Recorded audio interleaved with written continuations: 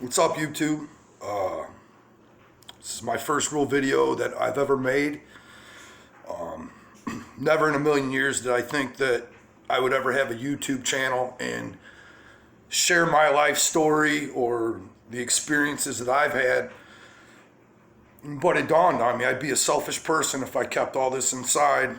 I feel like I have a few things that could help other people get through life or whatever certain situations that you're experiencing in life. So this is mine. This first entry, I kind of want to explain what my motivation for YouTube was to begin with, and it's a little crazy. So here we go. In 2017, I caught a couple felony charges, battery. I hail from Northwest Indiana, about 45 to 50 minutes, depending how you drive, from the city of Chicago. So I caught these charges, and I was on felony arrest, and I was held on no bond. I got 3 kids, and I was terrified if I was going to get out even. So when I went in, I was on bad intentions.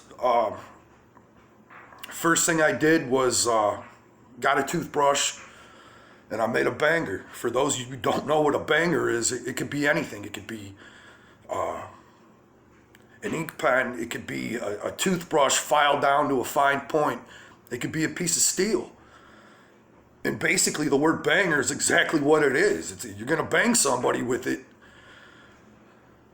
So my first day in the county, I get a banger, I'm laying on my side, and I'm filing it down to a fine point.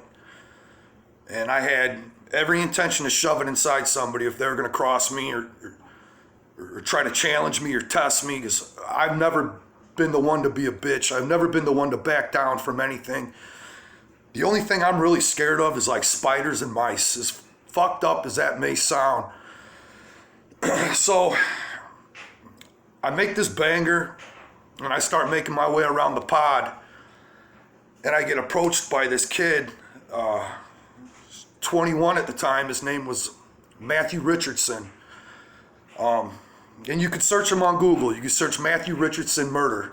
And it was this young, innocent looking kid. And you know, the life that I've lived, I've been around some killers before. And there's 2 questions that I wanted to ask right away. Since I'm a father, if I'm ever in a vicinity with a person that hurts kids, I'm going to handle that issue with full force, without even thinking twice. So I asked him, I said, is there any chomos in here? And he says, yeah. And he points them out. And I said, okay, I know where they're at. I said, within 15 minutes, I'm going to have my hands around that guy's throat, and I'm going to start extorting his food, which I did. I allowed this guy to eat once a day. I allowed him to pick his meals. If he wanted breakfast and lunch, I'm taking his dinner. If he wanted dinner, I got his breakfast and his lunch. So I only allowed this guy to eat once. Second question I asked was, is there any murderers in here? And he said, yeah. I go, where are they at? He goes, you're looking at them.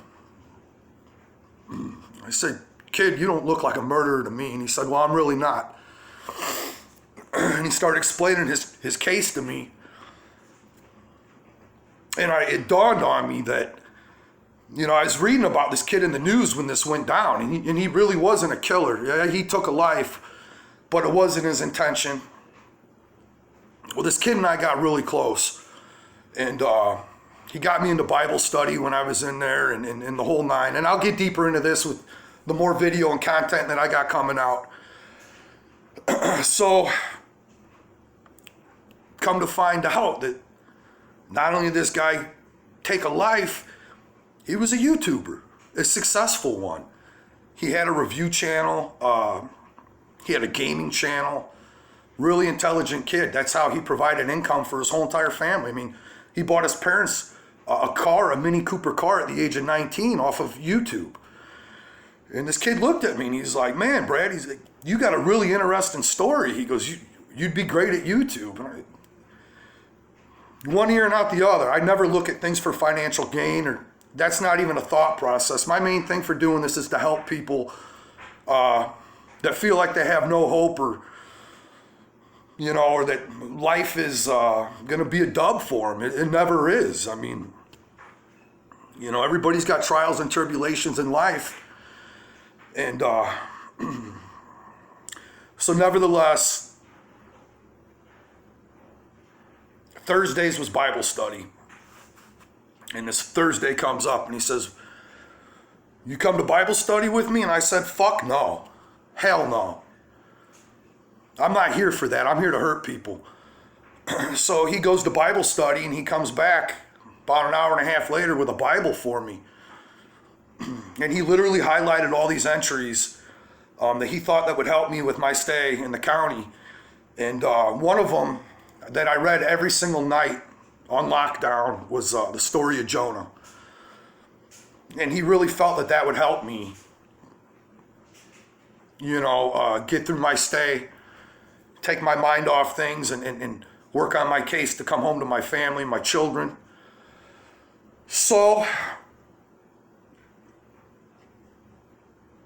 the following Thursday, he asked me again, Blade, would you come to Bible study? I said, hell, why not? What do I got to lose? Knowing that this kid was getting ready to go to trial for murder.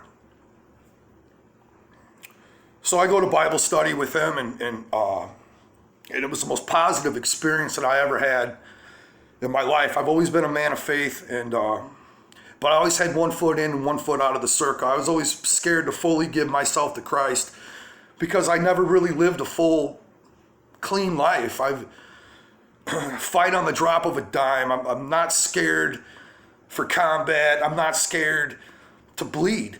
And I'm not scared to make people bleed. So I go to Bible study with them, and it was such a positive experience. So the following week, my boy Matthew starts trial. And every day we pray together. And I tell him, Matthew, I'm saying, you're going to get manslaughter or second-degree murder charges. They're not going to hit you with murder one. So he's going to trial, and every morning they come and they give him like a suit and a tie to wear. And they put this device, since the jury cannot see you in handcuffs because it's an admission of guilt, pretty much. They put this metal device on your leg, underneath your pants and all that shit, so you can't run. It's impossible to run. It's impossible to flee. I'm sure if you really wanted to, you could figure out a way to get away, to try to run. But, I mean, let's face it. You're locked up in a cage like a fucking animal. You ain't going nowhere. So, he's gone all day for about 10 hours. It took the jury no time to find this man guilty of murder. I'm waiting for him in the pod. He comes back, and I give him a hug. I said, Matt, how'd it go? And he looks at me. He says, Brad, they gave me 55 years in prison. And I was just in disbelief that this young kid who was successful at YouTube, that his life was a wrap. 55 years. I mean, can you possibly imagine what 55 years in a cage can do to you? I mean, it destroys your mental mindset, your mental health, everything. It just deteriorates it. So